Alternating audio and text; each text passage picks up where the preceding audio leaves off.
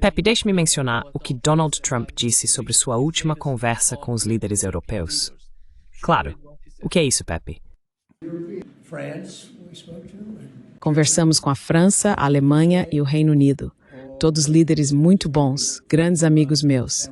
Discutimos a Ucrânia em termos bastante firmes e veremos o que acontece. Quero dizer, estamos esperando ouvir algumas respostas antes de avançar.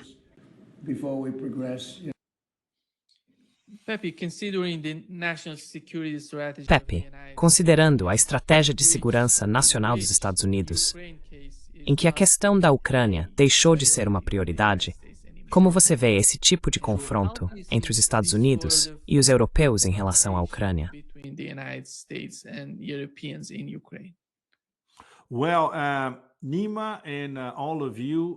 Bem, Nima e todos vocês, se não estão na Europa, não fazem ideia de quantos infartos em série vêm acontecendo nos últimos 10 dias ou algo assim por todo o eixo de Bruxelas e nas principais capitais. Londres, Paris, Roma também, aqui por perto. E claro, por causa da doutrina, vamos chamá-la de doutrina Trump.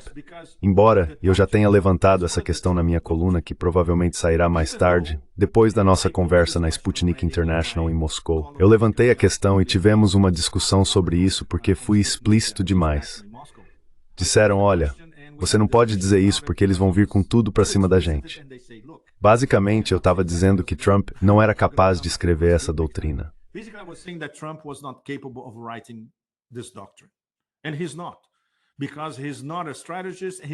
E ele não é, porque não é um estrategista e não lê nada.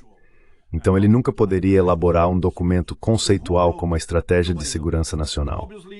Então quem escreveu, ninguém sabe. Obviamente, o secretário das Guerras Eternas, Hegseth, não é capaz de escrever algo assim. Sem falar no Marco Gusano Rubio, que mal consegue apontar Myanmar em um mapa. Ou a própria China, aliás. Então alguém escreveu, e não sabemos quem foi, o que já é um grande, grande problema. A segunda questão, que é ainda mais interessante, é a completa degradação da Europa. A Europa foi rebaixada a algo que nem chega a ser a mesa dos mendigos ao lado da grande mesa dos figurões. A Europa é como uma reflexão tardia ou um incômodo para a doutrina Trump.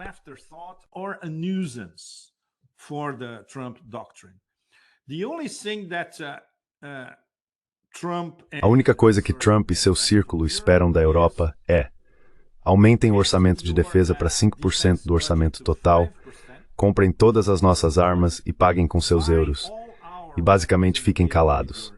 E se quiserem continuar com suas guerras eternas, esse é o problema de vocês, não o nosso. Eu faço uma análise concisa dos principais pontos e das mudanças na estratégia, teoricamente. Não sabemos se eles vão conseguir fazer isso. É o que dizem que vão fazer. E não se esqueçam, o Império do Caos é especialista em construir narrativas e mudá-las. Então não sabemos se essa nova narrativa, disfarçada de doutrina de segurança nacional, será realmente seguida. Se for seguida, então esperem grandes, grandes mudanças. E quanto a isso, não há absolutamente nenhuma dúvida.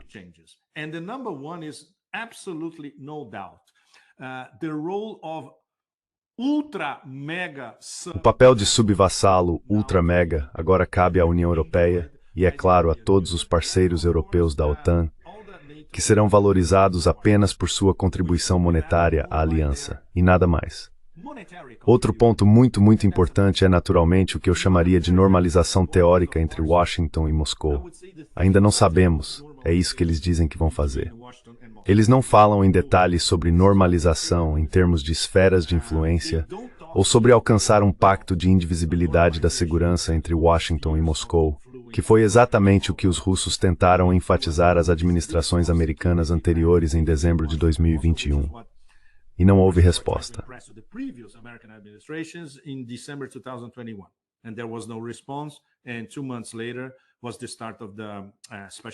E 2 meses depois, veio o início da Operação Militar Especial. Então, teoricamente, normalizar as relações entre os Estados Unidos e a Rússia significa a possibilidade de grandes investimentos da oligarquia americana, na verdade, em negócios com a oligarquia russa. E isso é muito importante, porque ambas as oligarquias querem voltar a fazer negócios entre si. Esse é um grande incentivo por trás de Trump, ou de quem quer que tenha escrito a doutrina estratégica. Mas embutido nisso, até mesmo na linguagem, na terminologia, há algumas pistas de que essa é apenas uma parte da estratégia. A outra parte é usar, eu diria, incentivos para que a oligarquia russa comece a se alinhar com os interesses americanos, ou com os valores americanos, digamos assim.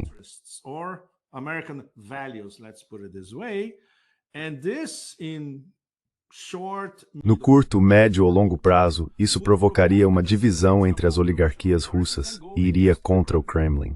Obviamente, eles não dizem isso com essas palavras, mas é assim que devemos interpretar.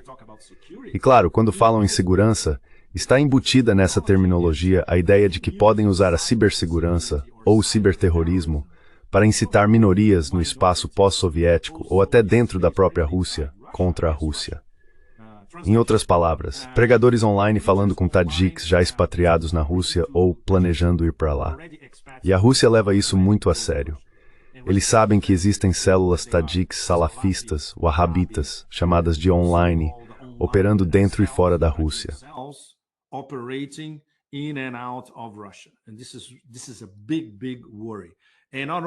E isso é uma grande, grande preocupação. E não apenas os tajiks, podem ser georgianos, podem ser azerbaijanos, podem ser cazaques. Então os russos precisam ter muito cuidado, porque as tentativas de desestabilizar a Rússia, mesmo em termos de guerra híbrida, vão continuar, mesmo com essa chamada normalização.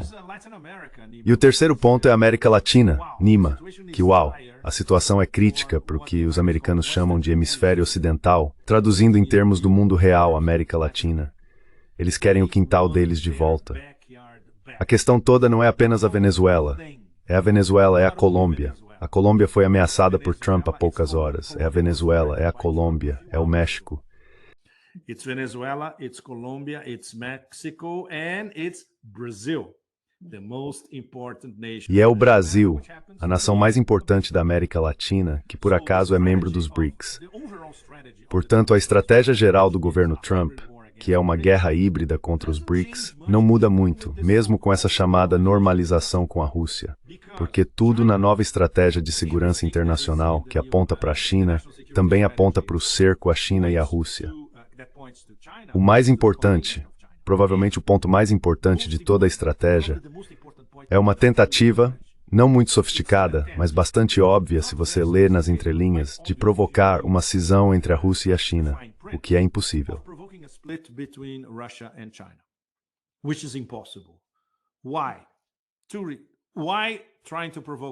Por quê?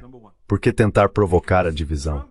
Em primeiro lugar, porque Trump, digamos instintivamente, já que ele não é um estrategista, não lê e não consegue pensar em termos conceituais, pode ter sentido que não pode travar uma guerra simultaneamente em duas frentes contra a parceria estratégica Rússia-China. Uma guerra militar na Ucrânia, que já está perdida, aliás, e uma guerra tarifária, comercial e tecnológica contra a China, que tem tudo a seu favor para vencer. Qual é o plano B? Atacar os nós, reduções mais fracos. É aí que entra o Sul global. That's where the global south comes in, and that's where Latin America, Western Hemisphere. E é aí que a América Latina, o hemisfério ocidental, doutrina Monroe 2.0 entra em cena. Garantir o nosso quintal, extrair muito dinheiro dos vassalos europeus e subordinar a segurança na Ásia Ocidental, o antigo Oriente Médio, aquele casal tóxico, e as petromonarquias do Golfo. Assim, no caso de Israel, isso significaria aplicar os acordos de Abraão. E no caso das petromonarquias do Golfo, elas estariam aplicando o contra-terrorismo na Ásia Ocidental. A ideia de ter Egito, Jordânia e as petromonarquias do Golfo, ou Doha e Abu Dhabi, aplicando o contra-terrorismo, é uma piada por si só. Mas tudo bem, é isso que a geopolítica é hoje em dia, certo? Então esses são os pontos principais. So these are the main points. And coming back to the main point. E voltando ao ponto principal, se você não pode travar uma guerra frontal contra a Rússia e a China, qual é a próxima melhor opção? Voltar ao manual do Império Romano, dividir e governar. Tentar separar a Rússia da China, conter a China e isolar a Rússia por outros meios. E claro, muito, muito importante, tentar explodir o BRICS por dentro. Nas últimas horas, tivemos confirmação direta disso, Nima. Os Estados Unidos querem dissolver o G7 e criar algo chamado de Núcleo 5, o C5.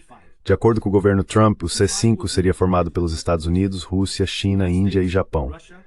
O que é isso? Explodir o BRICS por dentro. Simples assim. Blowing up BRICS from the inside. Simple as that. They would like to create a mechanism, a C5, that will be more... Eles querem criar um mecanismo, o C5, que seria mais importante do que o BRICS, mesmo que inclua 3 membros do BRICS. Então, enquanto formam o C5 e tem os Estados e o Japão lado a lado contendo a China, tentam isolar a Rússia da China. E, é claro, provocar divisões entre a Rússia e a Índia, e entre a Índia e a China.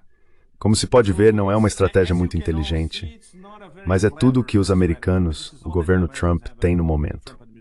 E está bem claro o que eles planejam fazer. É uma sequência de táticas de dividir para governar. Mais uma vez, a guerra híbrida contra o BRICS continua, mas agora em outro nível.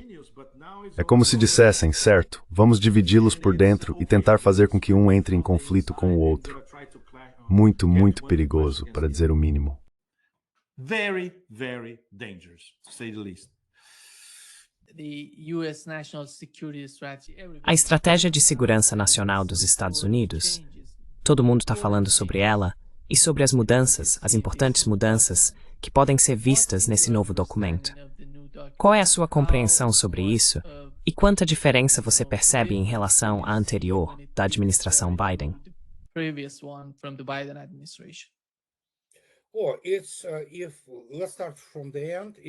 Vamos começar pelo fim. Em comparação com o governo Biden, é uma medida revolucionária. É revolucionária não apenas em relação ao governo Biden, mas a qualquer estratégia de segurança nacional produzida no período pós-Segunda Guerra Mundial. Obviamente, precisamos esperar para ver até onde isso vai em termos práticos. Mas o principal significado desse documento não está no que ele tenta realizar na prática. Sabemos que a maior parte provavelmente nunca sairá do papel, e sim no fato de que ele mostra que há uma forte facção dentro do governo Trump que compreende a situação.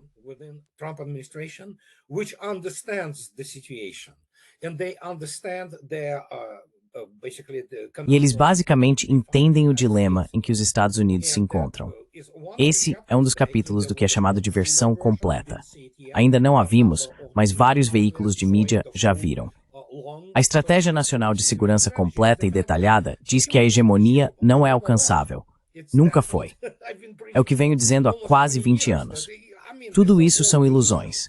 Foi criado pelos neoconservadores. Então o fato disso estar sendo repudiado agora? Uau! Até o fato de essas palavras terem saído da Casa Branca é revolucionário, porque essencialmente reduz os Estados Unidos ao que eles realmente são.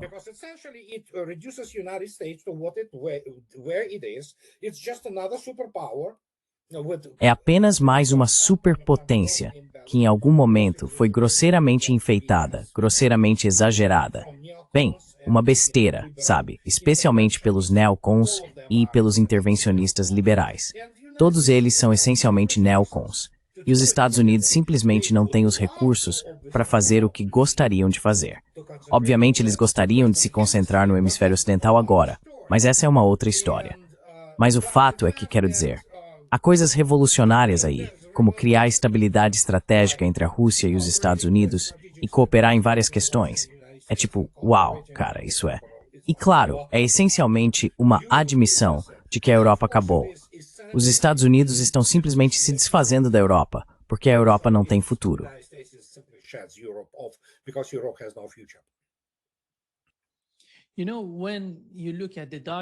Sabe, quando você olha para o documento, parece que eles estão, de alguma forma, aceitando a realidade da guerra na Ucrânia e o que está acontecendo lá. Por outro lado, Andrei, quando eles colocam a China como inimiga, não chega tanto, sabe?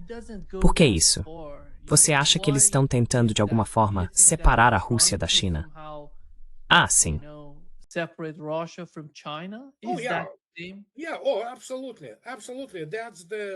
Sim, absolutamente. Absolutamente. Essa é a questão, e muitas pessoas não entendem isso. Os russos percebem isso com muita facilidade, sabe? Então sim, são todas tentativas de, você sabe, meio que, especialmente hoje com aquele vídeo do Tucker Carlson que ele gravou, sim, o que é verdade, aliás, que os Estados Unidos e a Rússia realmente são, ou deveriam ser, os amigos mais próximos e aliados naturais. Sim, na verdade, a Rússia e os Estados Unidos deveriam ser os aliados mais próximos. Mas bem, esse tempo já passou. É meio como um pensamento tardio. Meu Deus, o que fizemos? Mas sim, tudo isso está na mesma linha, por assim dizer, da política ou estratégia anti-chinesa, se preferir, dentro dos Estados Unidos. E há todo tipo de fatores influenciando isso, incluindo o fato de que se essas pessoas entendem o que aconteceu na Europa, entendem que a China, economicamente, simplesmente venceu. Ponto.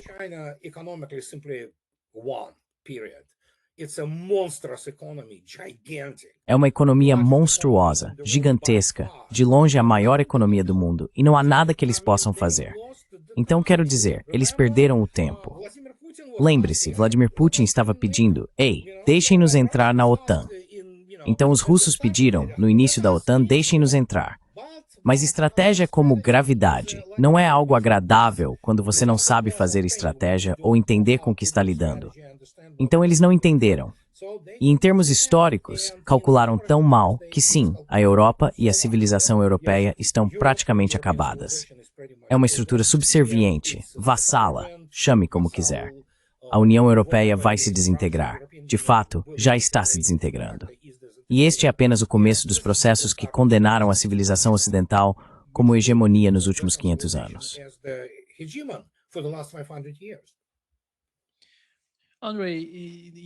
Andrei, você ainda vê no documento a política de um jogo de soma zero. Claro, esse é o jeito americano. Mas essa não é a política da Rússia ou da China. Não, é uma parceria. Há um terreno comum.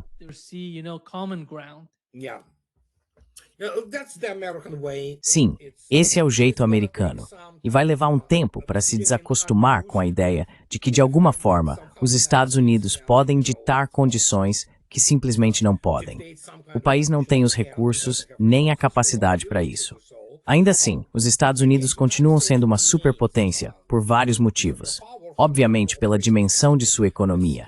É uma economia grande, a segunda do mundo, sem dúvida, embora esteja em declínio acentuado e tenha passado por uma desindustrialização catastrófica. Mas ainda assim produz. Tem uma população numerosa. Os Estados Unidos possuem muitos recursos. Portanto, não importa como eles, bem, os Estados Unidos e o Canadá, é claro que é uma outra história, lidem com isso. Ainda são uma potência nuclear, uma das principais, a segunda potência nuclear do mundo. Major nuclear power, second nuclear power in the world, they still think that they can play zero-sum game. Sim, eles ainda acham que podem jogar um jogo de soma zero. Não podem, e na verdade nunca puderam. Mesmo o capítulo que diz que a hegemonia não é alcançável. Pois é, que tal começarmos por aí? Podemos construir a partir disso, sabe? Podemos seguir daí para algo positivo. Ainda é um velho hábito americano, ver a si mesmo como o mais importante em tudo, a maior coisa da história. Mas a realidade é que os Estados Unidos precisam se adaptar ao fato de que são apenas outra grande potência. Temos que conviver com isso e tentar não jogar um jogo de soma zero, mas sim abrir um espaço próprio, o que é possível, obviamente, e esse espaço será concedido. E depois disso, deveríamos estar em uma situação muito mais estável.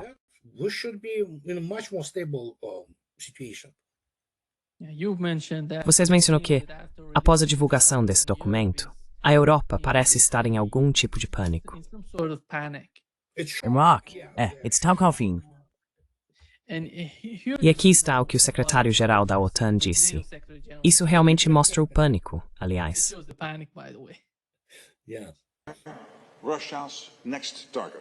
Sim, o próximo alvo da Rússia. E já estamos em perigo.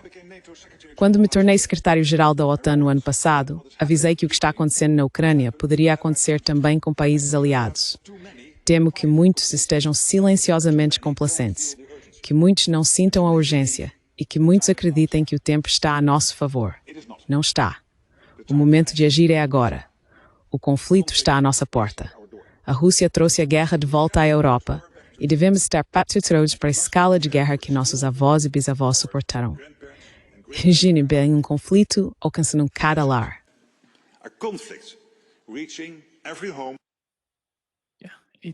De algum modo, ele é um idiota. O desespero é só Ele é um idiota. A maioria da cúpula política e militar da OTAN é composta por imbecis. Então sim, você tem que olhar para isso. É pânico.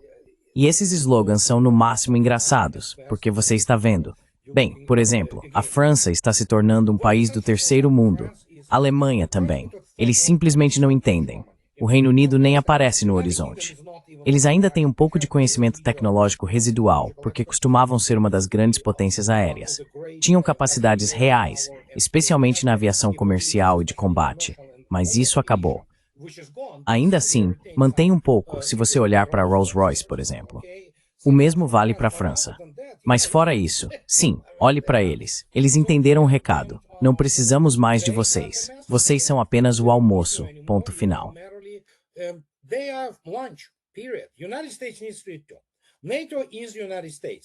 Os Estados Unidos também precisam comer. A OTAN é os Estados Unidos. Ponto final. Lord Ismay, obviamente, era britânico.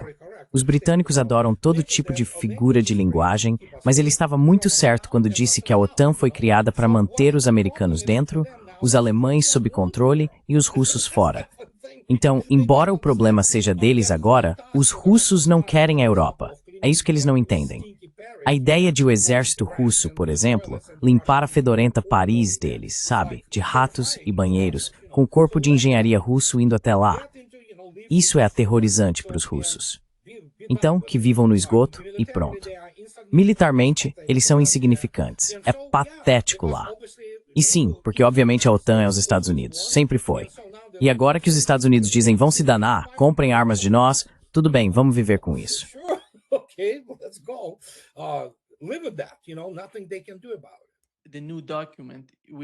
Nada que eles possam fazer a respeito.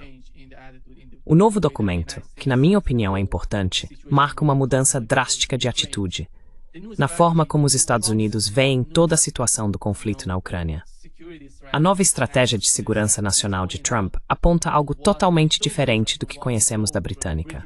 Os britânicos falam sobre nacionalismo, mas ainda seguem com essa ideia globalista do que querem fazer com a Ucrânia, tornando-a a primeira prioridade da Europa. Por outro lado, vê-se uma nova postura no documento americano da administração Trump. Eles não veem a Ucrânia como uma opção viável para continuar e querem mudar sua abordagem em relação à Rússia. Qual é a sua compreensão sobre o novo documento e em que ele difere da estratégia europeia?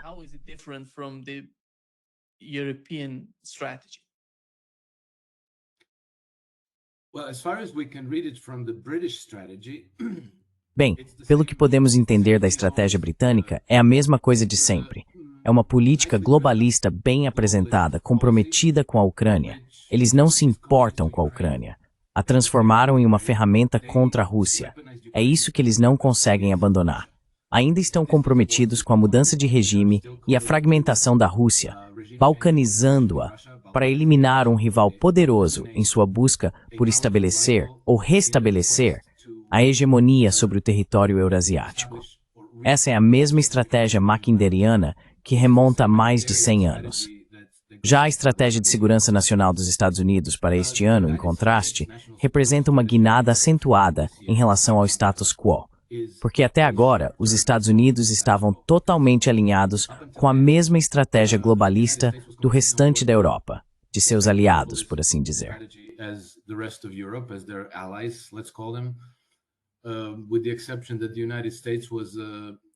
Com a exceção de que os Estados Unidos estavam arcando com a maior parte do fardo, em termos de finanças, armamentos, pessoal, enfim, carne de canhão, tudo recaía principalmente sobre os ombros americanos.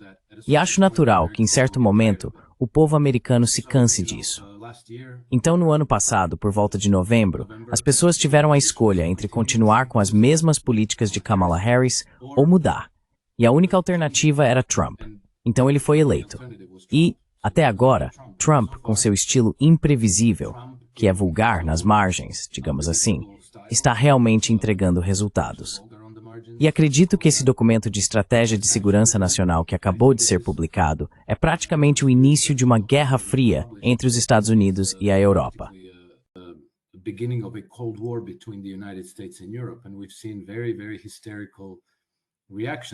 E temos visto reações muito histéricas vindas da Europa, porque uma das coisas que o texto diz é que não podemos continuar com essa aliança da OTAN que segue se expandindo.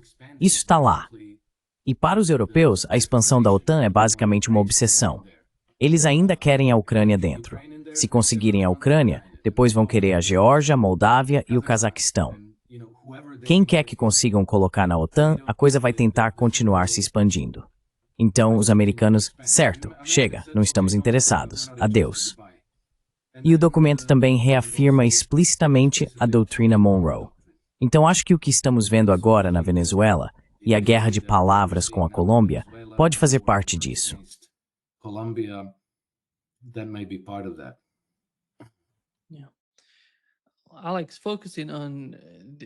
Alex, focando na situação na Europa, sabemos que houve uma reunião no Reino Unido e parece que eles apresentaram uma contraproposta ao que os Estados Unidos propuseram. Até que ponto a Europa iria contra os Estados Unidos em relação à Ucrânia? Eles estão chegando a um ponto de ruptura? É sustentável para a Europa continuar assim? Você está dizendo contra os Estados Unidos? Sim, porque eles estão apresentando uma contraproposta, já que não concordam com o que o governo Trump colocou naquele documento. Eles querem outra coisa. Sabe, é impressionante. Zelensky está dizendo que não pode aceitar nenhuma concessão territorial. Esse é o ponto central, a base das negociações.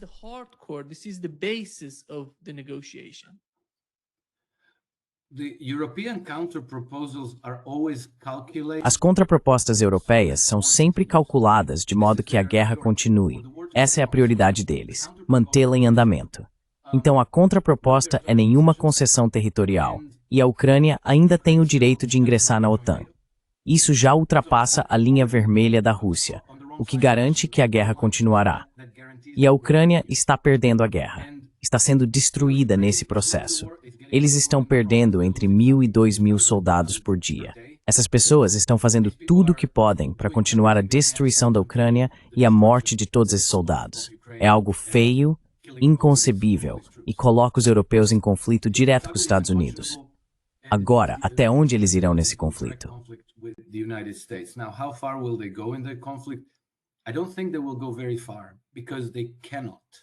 Eu não acho que eles vão muito longe, porque não podem. Sabe, já vimos alertas vindos da Europa de que se os Estados Unidos insistirem nesse plano, eles vão se desfazer de 2,3 ou 2,4 trilhões de dólares em títulos do Tesouro Americano. E se todos esses títulos forem despejados no mercado internacional em um curto período de tempo, o preço deles vai despencar. Isso elevaria as taxas de juros nos Estados Unidos e, junto com elas, o custo de financiamento do governo americano, que já é enorme. Só o serviço da dívida, apenas os juros, somam cerca de $1 trilhão por ano. Isso dá mais de $3.000 para cada homem, mulher e criança nos Estados Unidos.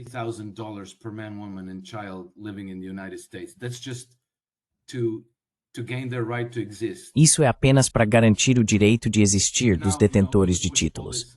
E agora você elevaria tudo isso muito mais, provavelmente agravando a inflação nos Estados Unidos e colocando em risco o crescimento econômico. Portanto, um golpe muito feio e potencialmente muito doloroso para os Estados Unidos. Mas os europeus cometeram vários erros ao expressar essas ameaças. Primeiro, mostraram-se, não apenas ao público americano, mas ao mundo, como os principais belicistas. Porque antes de Trump, todos fingiam, somos inocentes, somos apenas aliados leais dos Estados Unidos. Seguimos a liderança deles, e são os americanos que nos arrastam para todas essas loucuras militares ao redor do mundo.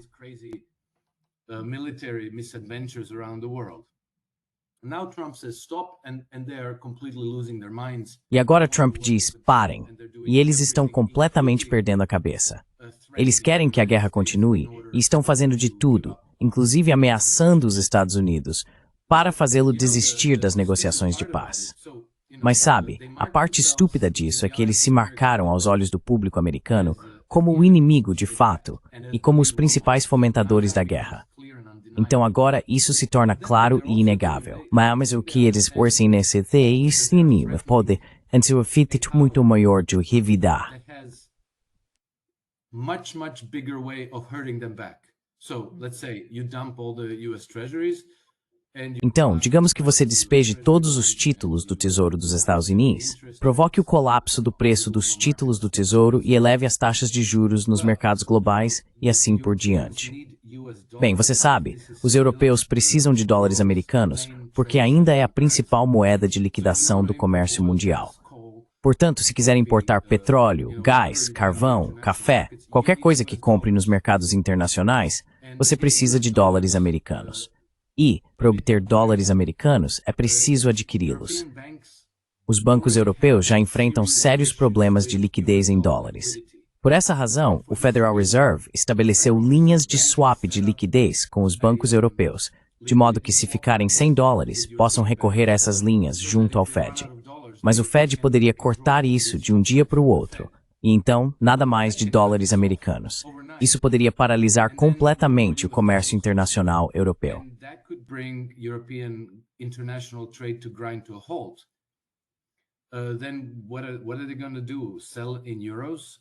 Então, o que eles vão fazer? Vender em euros? Vão obrigar outros países a usar euros como moeda de liquidação comercial?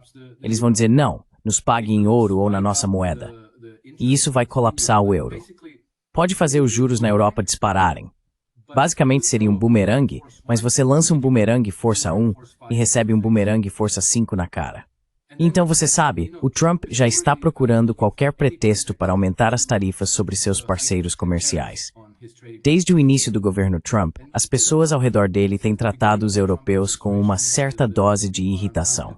E agora isso lhes dá a justificativa para dizer, sabe de uma coisa? O que dissemos? Tarifas de 15%. Não, espera, 500%. Que tal isso? No, wait, it's 500%. How about that? If they can get away with it, they will do it. Sabe, se eles puderem sair impunes, eles vão fazer isso. Acho que os europeus estão agindo como lunáticos histéricos. A máscara da cultura e da civilização caiu completamente. Eles parecem incapazes de se livrar de sua herança colonial e acham que todo mundo no mundo lhes deve alguma coisa. Eles acreditam que os Estados Unidos lhes devem continuar fazendo o trabalho sujo e o esforço pesado às próprias custas, por causa dos nossos valores, dos valores que compartilhamos, porque somos tão bonzinhos. Nós somos o jardim, o resto do mundo é a selva. Essa é a mentalidade, não necessariamente do europeu comum nas ruas, que também está cada vez mais oprimido até o limite, mas do establishment governante em Bruxelas, Paris, Berlim, Londres e assim por diante.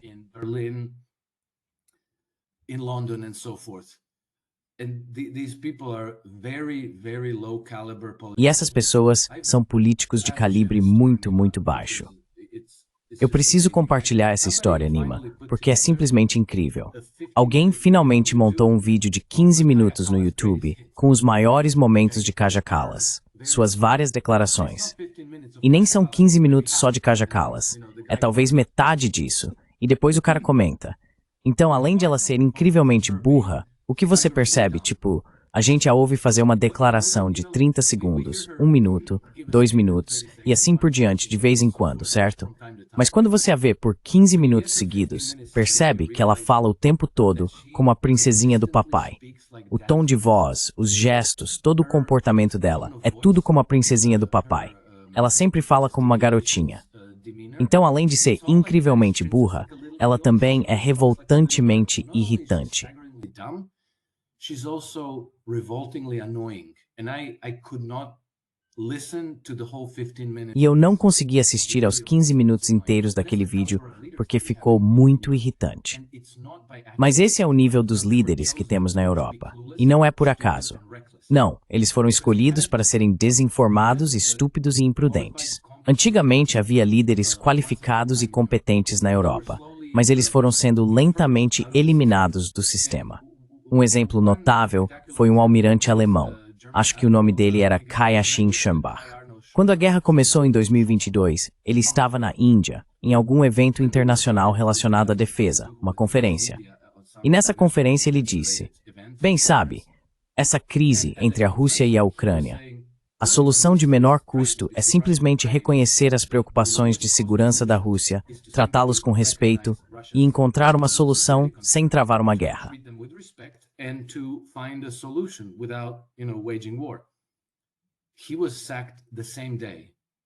Ele foi demitido no mesmo dia. Tentou se desculpar, tentou voltar atrás em suas palavras, mas já era tarde demais. Eles precisavam de um robô sem cérebro, um idiota, um burocrata. Alguém que, ao ouvir "vá à guerra com a Rússia", respondesse: "Sim, senhor, vá à guerra com a Rússia." Diga a ele para dizer ao povo que precisa sacrificar seus filhos. Sim, senhor. E então, você sabe, o sujeito vai e diz ao público francês que eles precisam sacrificar seus filhos. São esses que governam a Europa hoje. Essa é a realidade. A parte boa disso é que esses fracos são confrontados por lideranças muito competentes e profissionais na Rússia, na China e nos Estados Unidos.